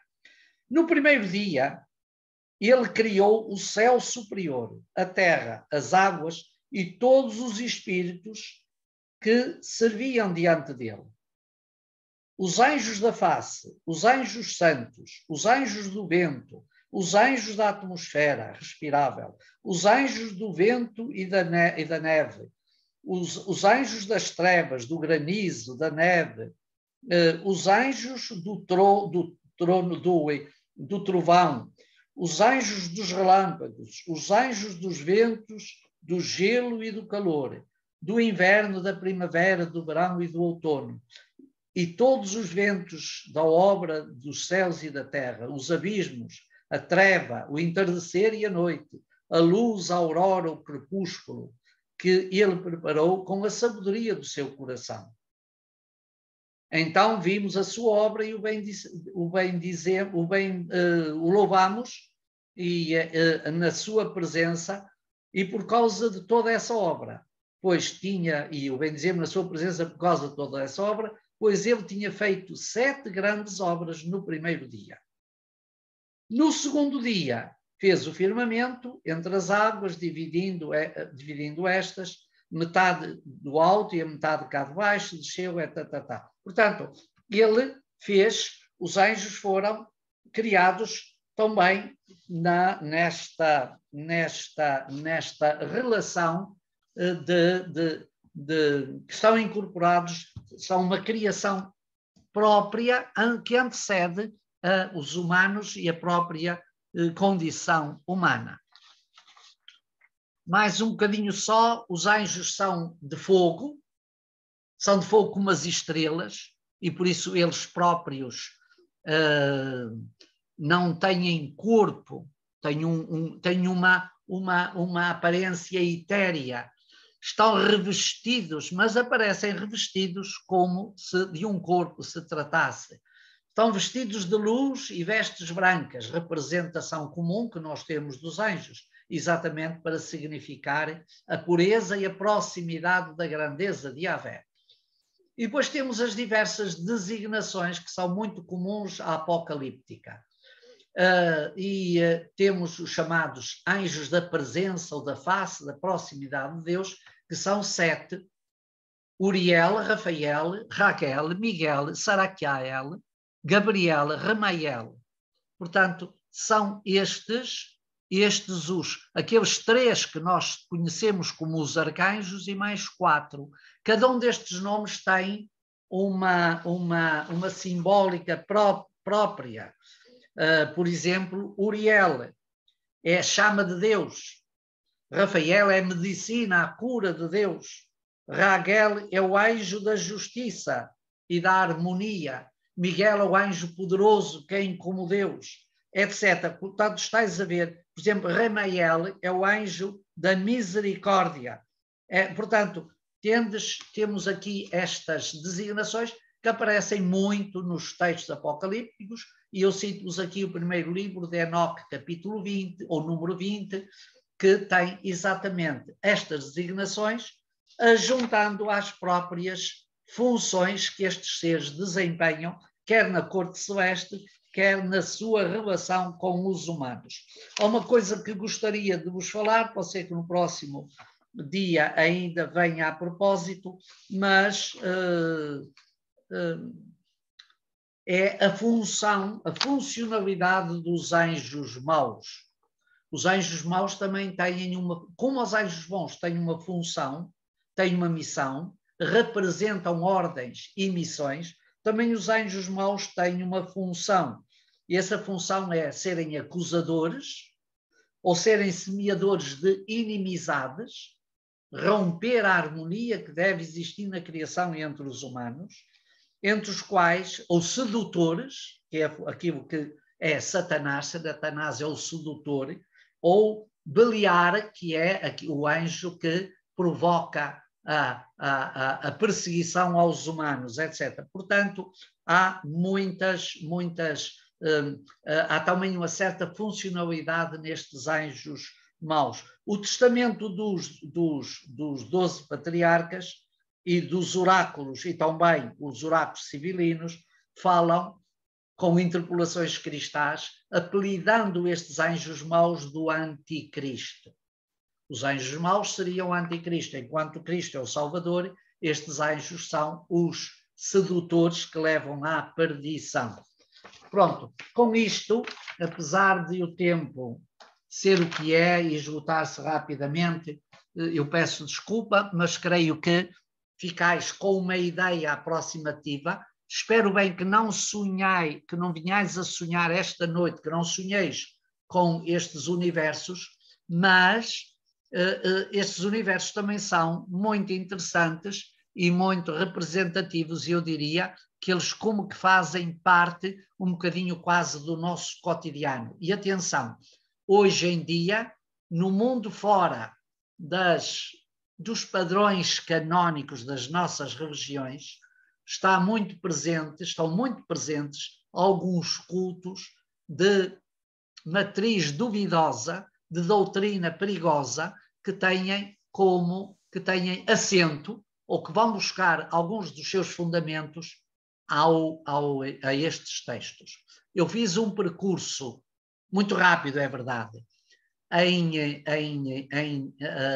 um percurso na busca de alguma informação sobre estas coisas, e encontrei principalmente em sites que me parece que têm uma matriz grande no Brasil, com coisas espalhafatosas e espantosas acerca desta realidade dos anjos, dos bons e dos maus.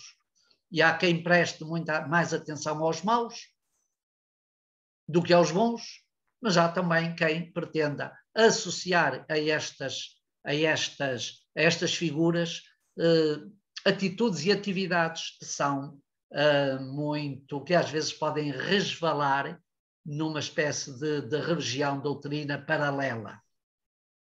É verdade que sempre na tradição cristã a figura dos anjos esteve muito associada a duas coisas: à proteção dos humanos e à proteção dos povos. Os povos têm um anjo protetor e os humanos também o seu anjo protetor, que nós chamamos o anjo da guarda. Mas, a partir daí, também sabemos que se desenvolveram muitos excessos e, às vezes, algumas doutrinas que têm alguma matriz que eu diria, mais do que ousada, perigosa. Pronto, ficam por aqui e vamos então dar um bocadinho de tempo, se a tal estáis afeiçoados ou propensos, um bocadinho de tempo para alguma questão que queirais expor, na medida de esclarecer, ou no objetivo de esclarecer algum problema transcendental que vos tenha atacado nesta tarde e que possa ser perigoso para a vossa salvação. Muito bem. Alguma pergunta? Eu tinha uma questão genérica. Está a ouvir ou não? Não está? Eu estou a ouvir muito bem. Eu li, de facto, os sete céus da subida, ao sétimo céu, e agora voltei a relê-la. Mas sabe, fiquei desejoso de subir, estão bem? Fiquei com a sensação que é o mais normal. Este foi escrito a dois tempos completamente diferentes. Sim. E o que é o escrito inicial? O que é o escrito injuntivo? Vamos lá ver. Não se pode dizer. Há seguranças quanto a isto ou não? Como há seguranças? Se há segurança quanto a... Olha, vamos lá ver. A primeira que se pode fazer é destrinças. Ou seja, vê-se, conhece-se, pela tradição manuscrita, a existência de manuscritos que não têm estas interpolações cristãs. E conhece manuscritos que têm estas acrescentos, estas intromissões de passagens que têm perspectivas cristãs, ou pelo menos que meteram ali referências de caráter cristão. Portanto, isso é verificável. E só que a tradição deste texto da Ascensão de Isaías é uma tradição muito longa. Eu creio que o texto, conforme os manuscritos o apresentam, composto junto destes dois textos que tiveram existência separada. Porquê? Porque há manuscritos que só trazem uma parte e outros só trazem outra. É um texto, pai, do século VI, se não estou enganado. Século VI da nossa era. Portanto, estão a ver que estes escritos andaram por ali de mãos em mãos, muitas vezes quase que ignorados, transmitidos, passados. Os textos apocalípticos muitas vezes eram passados como eram noutros tempos em Portugal os textos que tinham uma certa matriz conspiratória contra a realidade, contra o politicamente correto de então. O politicamente correto supunha que havia um universo de coisas que não eram politicamente corretas, que não andavam em mãos abertas, passavam por meandros. Esta literatura expande-se muito, um bocadinho, numa configuração muito próxima. Claro, não tem os recursos que tinha a nossa, porque já temos fotocópias fáceis, porque temos possibilidades de transmitir daqui, da acolá. Naquela altura, elaborar manuscritos para fazer divulgar uma mensagem qualquer era um trabalho ingente, era um trabalho difícil e eram os especialistas que o faziam. Portanto, muitas vezes, quais são os sinais que às vezes temos para ver estas coisas? Olha, é muitas vezes até o próprio desenho da caligrafia. Às vezes a forma de desenhar as próprias letras, de reproduzir as próprias letras, mostra que houve mãos no percurso e, para além disso, a precariedade da conservação dos materiais exigia que se fossem fazendo sucessivas revisões do texto, porque ele deteriorava-se e porque era preciso fazê-lo divulgar, era preciso divulgá-lo. Portanto, não há uma cronologia exata. Essa só é dada muitas vezes, pelos estudiosos que fazem a análise dos manuscritos e na análise da transmissão crítica textual. E essa transmissão crítica textual, muitas vezes vê-se que os acrescentos estão ali quase que impostos, introduzidos. É como a gente ter uma dentadura muito boa, mas temos ali dois implantes, quando a gente passa lá a língua, sente que eles não estão tão bem como os outros.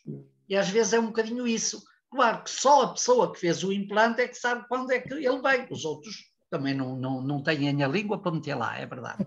Mas facilmente se percebe que a difusão destes textos está muito associada a períodos, a períodos difíceis, a mudanças, como as origens dos evangelhos. Também estiveram muito sujeitos a isto, à mobilidade dos grupos, à perseguição que é movida, que é preciso fortalecer os próprios grupos, renovando a sua esperança e o seu testemunho, e uma forma era pegar em textos já existentes e adaptá-los à fé cristã, até para mostrar, no fundo, a unidade e a coerência, a continuidade de uma aliança com outra. Portanto, não lhe sei dizer, e nem é fácil dizer, e quase ninguém lhe dirá, o que as pessoas dirão. Olha, este testemunho manuscrito remonta, o mais antigo que a gente consegue encontrar é do século V, do século IV, século VI. Dos textos mais antigos que isto, encontramos o quê? Pedaços, que depois, juntando-os, é que conseguimos trabalhar o texto. E em muitos desses textos anteriores, o que aqui eu vos referi, conforme o texto que é publicado, é um texto que continua na órbita do judaísmo, mas é a versão diríamos, mais completa que se apurou. Está bem? Porque depois há muitas versões muito fragmentárias de pedaços. Muito bem. Outra questão? Última questão. Então sou eu. Então venha. Eu tenho uma observação e uma Mas estava questão. ali a Paula com a mão no ar. Estava Então a são Paula duas. com mais. Pronto. Mas já Eu não tinha a mão no ar, são mas 8 estava à e espera. 18. Vamos ter Não, que... mas, João, Isso. o padre João acabou de responder à questão então pronto. que eu tinha. Então avançamos com a Helena. Avançamos Santa com a Helena. Senhora que cede o seu lugar em benefício da Obrigada, caridade. obrigada. da terra. Força, Helena. Força. Eu queria primeiro fazer uma observação que é, pronto, nesta Rápida. ascensão de Isaías, que nos leva depois, portanto, ao sétimo Está mal céu, escrita, mas vamos emendar. onde não, mas não tem a ver com a forma como está escrita, que nos leva à figura do Pai, do Filho e do Espírito Santo, e eu, por acaso, pensei nisto, isto é apenas primeiro esta observação. Helena, mas é uma pergunta sobre a aula ou é uma Não, consideração primeiro é uma observação que cada vez Então, mais rápido. fico plena consciência de que o Espírito Santo faz obras maravilhosas, porque como é que é possível que uma pessoa consiga conter tanta sabedoria, um cérebro consiga conter tanta sabedoria, portanto, quase transcendental. Pronto, isso é a minha Mas quem é que te disse que o Espírito Santo tem cérebro? primeira observação. Não, mas é o seu cérebro. Pois, não é. O cérebro do O meu Padre cérebro Lourenço. pode ter um bocadinho de estar Portanto, aberto isso ao faz-me Espírito crer Santo, mas não verdadeiramente consegue que tê-lo. o Espírito Sim. Santo faz maravilhas. Pronto, Sim. mas a minha questão tem a ver com os anjos, que fiquei preocupada realmente, porque, como diz que era, se nós tínhamos ficado preocupados, nós sempre aprendemos que as pessoas têm o seu anjo da guarda, não é? Então, também... O anjo da face. Tanto que eu percebi que os anjos também fazem a sua caminhada de céu para céu, de acordo com esta ascensão, diz aí, com este texto. É preciso provar que há vários céus. É? Pronto. Isto é um texto Sim, apocalíptico. mas de acordo com esta interpretação. Então, que haverão anjos com maior evolução e com, portanto, menor evolução e maior evolução. Será que, e depois que existem os anjos maus, que são acusadores, semeadores de inimizade, que rompem com a harmonia, etc. Isso tem a ver, será que, e agora ponho essa questão, o facto de haver pessoas que são exatamente assim, será que lhe calhou o seu anjo de guarda é um destes maus? Não, olha, e que aquelas pessoas que têm um nível de desenvolvimento da sua fé têm um anjo que está no primeiro céu, olha, e as outras têm o sétimo. Sobre isso já percebi. Só há uma resposta que eu te posso dar. Mas é muito pessoal, não leves a mal. Eu não assisti ao sorteio.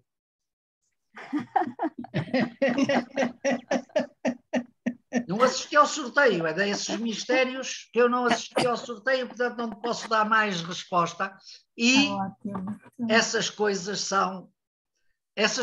correspondem àquelas em que os discípulos perguntaram a Jesus: ó Senhor, quando é que será isso?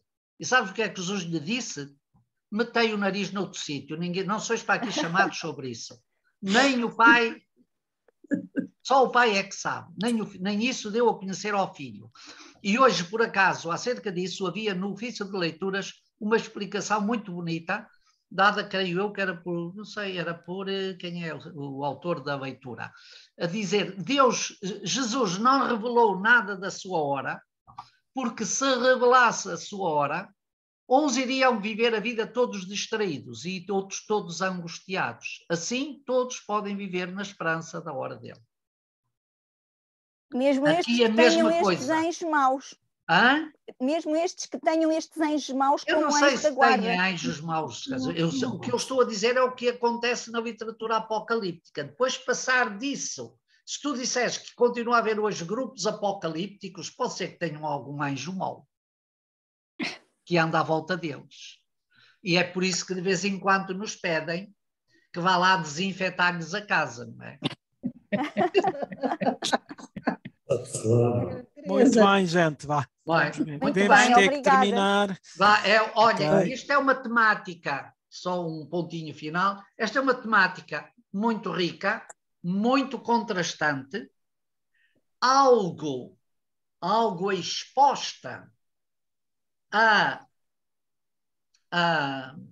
desenvolvimentos de caráter esotérico e não só que nós temos propensão a fazer, mas para mediar um bocadinho estes riscos, devemos sempre dizer e ter presente que se trata de literatura parcial, de grupos muito parciais, muito contextualizados no tempo, fruto de cenários próprios. Nunca percam, por favor, o enquadramento de todo este universo literário. Não percam isso.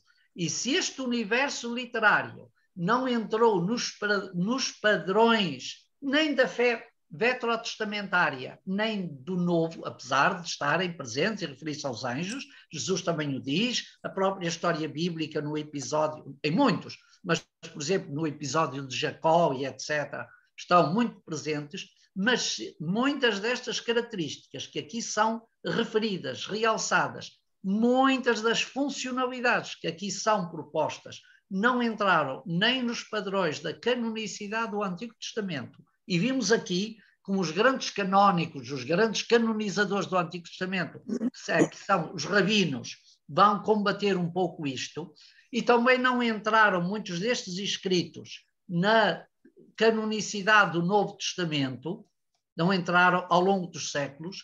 Isso significa que o mundo da fé soube destrinçar, soube distinguir, soube colocar cada coisa no seu lugar.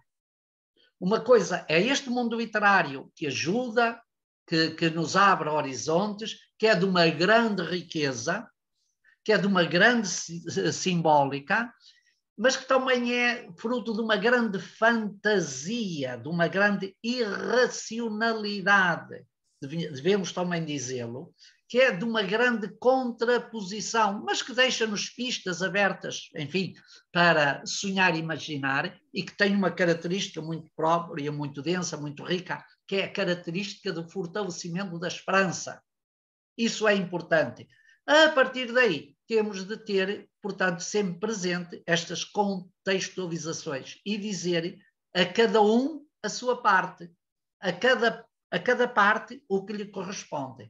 Nós fazemos depois um bocadinho a mediação entre isso, sem perder o fundamento, sem perder o fundamental. Eu gosto muito desta literatura, como certamente já perceberam, não me dedico mais a ela, porque o tempo não me permite, e os recursos para um bom estudo no nosso espaço não são muitos.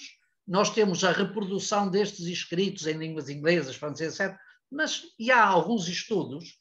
Ainda há um bocado guardei aqui um livro que aqui tenho, que faz um belo estudo sobre algumas coisas, principalmente sobre o livro de Daniel, mas está, é um livro canónico. Há bastantes estudos, mas não temos acesso a muitas destas coisas. Mas, normalmente, esses estudos são estudos muito aprofundados e muito demorados. Por isso, os livros que fazem chegar até nós esses estudos têm uma coisa na ponta. Sabem qual é? São caríssimos, no geral, e os nossos bolsos também não dão para tudo isso. São livros que representam anos, processos de investigação muito aprofundados. É preciso andar atrás destes manuscritos nas grandes bibliotecas, nos grandes repositórios de manuscritos. É preciso estudá-los em profundidade. Só o estudo das línguas destes manuscritos é um universo incalculável, porque é o aramaico, é o hebraico, que ainda são os mais fáceis, mas depois é o eslavo, é o etiópico, no fundo estes, e depois encontram-se nos manuscritos diferenças substanciais. Fazer o apuramento crítico, as pessoas que sabem, que estudam um bocadinho estas questões, sabem que é apurar criticamente aquela versão que nos parece mais suportável, mais científica, e fazer dela, no fundo, um bocadinho a versão padrão. Isto são trabalhos morosos, são trabalhos de grandes especialistas. O resultado destas investigações são sempre livros muito custosos. A gente, se os vai comprar, eles limpam-nos o bolso. Ou melhor dizendo, nós ficamos com o bolso limpo. E muito isso, naturalmente, também é um impedimento. Eu gostava muito de poder aprofundar muitas destas questões.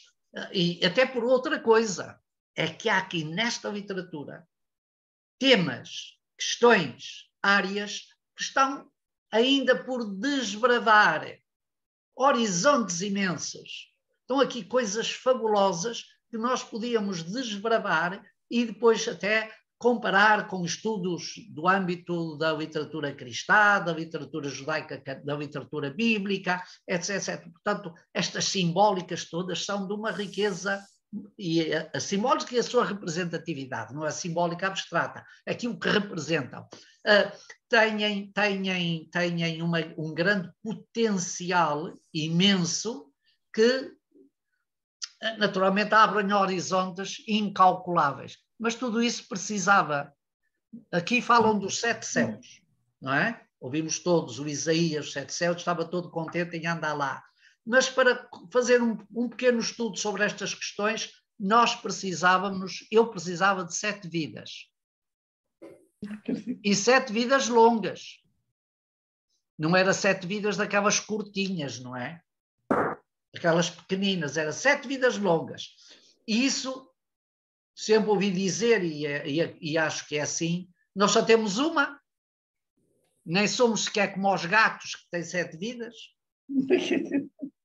Nós só temos uma, portanto ficamos muito restritos, limitados nesta abrangência cultural acerca desta literatura. Diz Fernando, só para terminar... Não, são 8h30, não pode haver mais perguntas, não pode haver mais perguntas. Pronto, na próxima fase, senão depois mandas-me por mail. Exatamente, para a semana cá estaremos então. Pronto, então para a semana... Abraço a todos. Abraço a todos. Uma palavra só para final.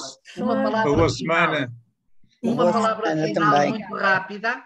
Para a semana, caso sintam necessidade, eu espero dar um bocadinho mais tempo para algum diálogo, para poderes abordar com alguma questão que vos venha a surgir. Não estou a referir-me só hoje, mas o resultado deste percurso que fizemos, até para abrir depois para o Apocalipse, para que vocês não fiquem com sombras, com buracos negros na cabeça, que dizem que são perigosos, para depois irmos para o Apocalipse. Está bem? Portanto, muito contem bem. comigo. Obrigada. E se houver... Obrigada e boa noite. Uma santa noite, um abraço para todas e para todos. Manda por mail a pergunta, Fernando. Olha a Valéria, que eu não tinha visto. Podes ligar. Um grande abraço a todos. Um abraço. Deus, um abraço a todos. Portem-se bem.